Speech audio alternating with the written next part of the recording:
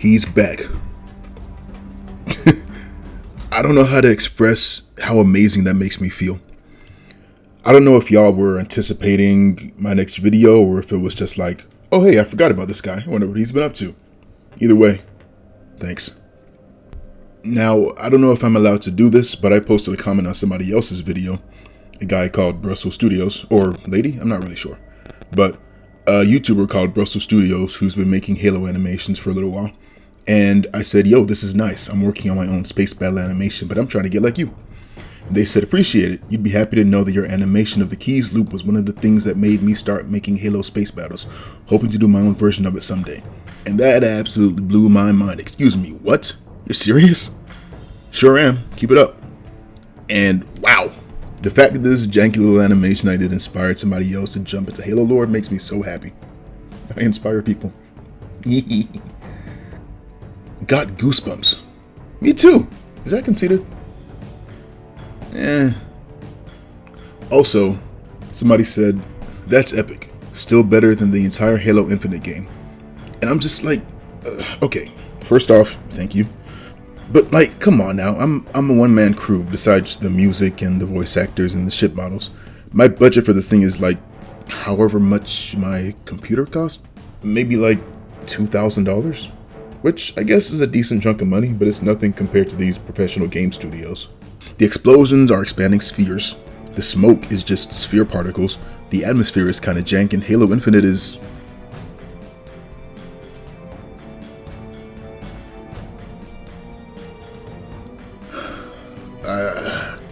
I know this is probably hyperbole, but it's always kind of weird when people say stuff like this. But I know it's a compliment, so thank you. So, okay, here's something I've been thinking about for a hot minute. Ship battles are spaced out. I understand why ships tend to be closer together in movies and TV shows and animations. It's for cinematic purposes, sure. But, oh good lord, that does not make any sense. It's like a group of 20 Marines in a firefight fighting shoulder to shoulder. Sure, there's camaraderie in it, but it's so impractical. There's no maneuverability. If a single grenade or rocket comes in, there goes the entire team. The enemy knows to focus fire at the same spot. It also doesn't allow for strategic attacks like flanking maneuvers. A passage and fall of reach is part of what had me keeping the ships at a decent distance. Show me the fleet's position and the relative location of the enemy, Ensign, Keyes ordered. Aye, sir, Lovell replied. A moment later, a system map snaps into place on the main screen. Dozens of small triangular tactical markers showed Admiral Stanford's fleet massing between Sigma Octantis 4 and its moon. It was a sound opening position. Keyes studied the display and frowned. The Admiral had moved the fleet into a tightly packed grid formation. When the Covenant fired their plasma weapons at them, there would be no maneuvering room. The Iroquois and the other ships were stationary targets. He appreciated that the Admiral couldn't get too far from Sigma Octantis 4, but with zero momentum and no room to maneuver, there'd be no way to avoid those plasma bolts. Now, we realized that the Cradle, a repair and refit station, would be used as a sacrificial shield against the Covenant's initial attack. After the Cradle was destroyed and the UNSC fleet fired their second max salvo, an order came over from FleetCom. All ships break and attack, Admiral Stanford bellowed. Pick your targets and fire at will. Take as many of those bastards out as you can. Stanford out. So yeah, that tells me that normally these battles are fought at a decent distance from each other, because it's weird to have them all clustered and stationary. It doesn't really make any sense. Speaking of Sigma Octanus,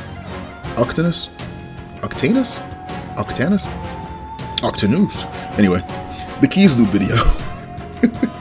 I don't know how it's pronounced. Anyway, okay, so somebody is saying, like, I posted a video on YouTube of an animation for Halo a couple months ago, and somebody commented saying that they're here from the recent cannon fodder, from whatever, what did he say?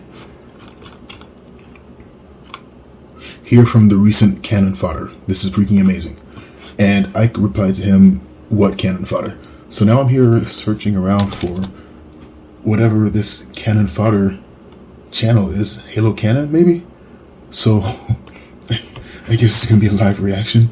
I don't know if somebody like big reacted to my video. Yeah, this is an actual live reaction from, what, a year and a half, 2 years ago?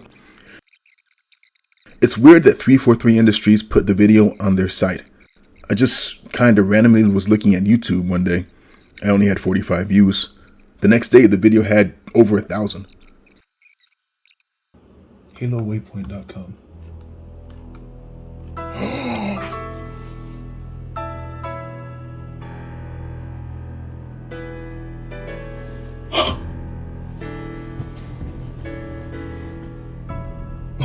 Oh, wait a minute.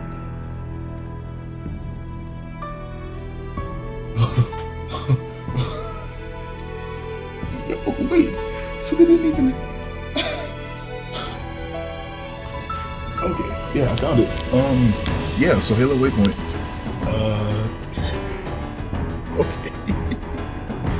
No freaking way. My only other video that performed that well was about this one guy that, well, he was canceled a few years ago. I really like that guy too. The video had over 23,000 views. A good chunk of my subscribers came when I posted that video. Pause. A good chunk of people subscribed to my channel when I posted it. Found it. A good chunk of people subscribed to my channel from that video. Now, if you're from this guy's fandom, hi. Thanks for sticking around. Now, an artist is often his own biggest critic. So with this Keyes Loop video, I wish I had figured out shields. I should have added smoke trails to the Archer missiles. They were all their own individual things, so that wouldn't have been too hard.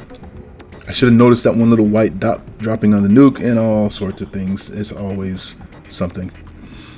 What's interesting is that sometimes I learn of or I think of a technique halfway through a video and implement it from that point on, but I wouldn't go back and change the previous shots. I'm working on that, which I'm going to come back to that later. Speaking of new techniques, I added shields to my video. Look at all the shields.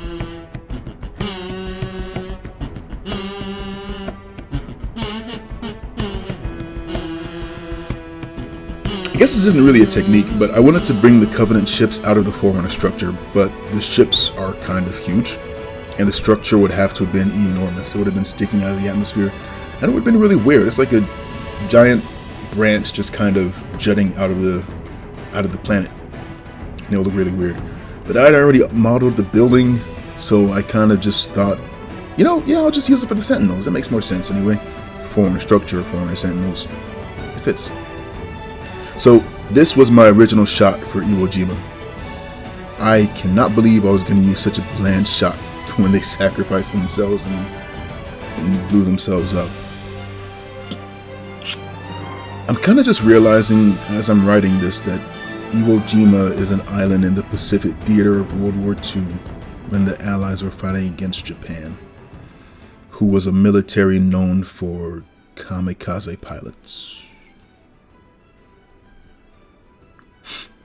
Moving on, I was thinking about using classical music for the animation instead of Halo music. There's a line in Ghosts of Onyx where Commander of the Dusk Richard Lash watched the Covenant destroy themselves. The UNSC Prowler Dusk hovered in the shadow zone of the fourth planet's moon. It was so quiet on the bridge, Commander Lash heard his own breathing and heartbeat.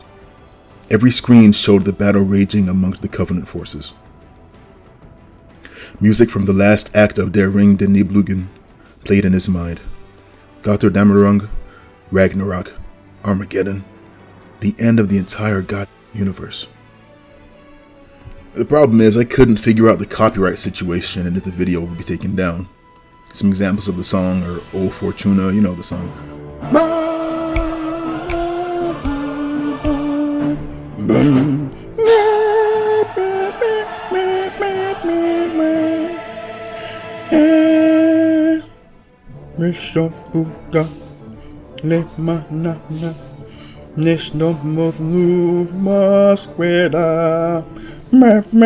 Anyway, that one, you know the song. This whole thing started because of this missile strike animation I was playing around with. You can see the differences in the explosions here. We've got different smoke and fire happening, the impacts from MAC rounds going through ships, explosions, the planet of weapons being fired, ship details, all sorts of things like that. I'm going to continue learning the Blender program, make things look more and more real as I go, because that's my plan in life.